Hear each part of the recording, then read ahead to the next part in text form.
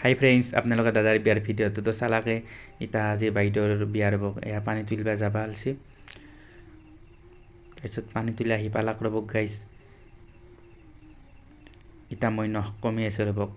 তাৰমানে কইনাক গা ধোৱাৰ আগত এখিনি নিয়ম থাকে আৰু। ইতা কইনাক কলৰ গুড়ক লগিন লৈ আহিলাক।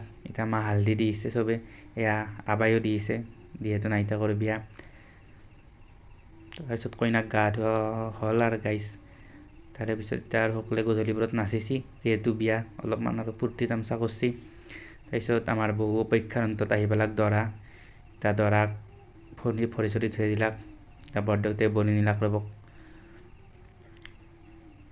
তাৰপিছত এয়া দৰা বহিছে মণ্ডপৰ আগত আৰু বৰণ কৰিছে, পুৰোহিতে মন্ত্ৰ উচ্চাৰণ কৰিছে। তাৰপিছত কইনা উলিয়াই আনবাৰ টাইম হ'ল, আহি গেল এতিয়া আখৈ তুলিছে। বিয়াৰ মোটামুটি শেষে গাইছ। এয়া কইনা যাবা হালছি ৰ'বক, এয়া সেৱা কৰিছে। এইখিনি মই তাৰ বেছি ভিডিঅ' কৰা নহ'ল দিয়ক গাইছ। ভিডিঅ'টো চাই কেনে পেলাক কমেণ্ট এটা কৰি জনাব, লগতে লাইক শ্বেয়াৰ ছাবস্ক্ৰাইব কৰি দিব।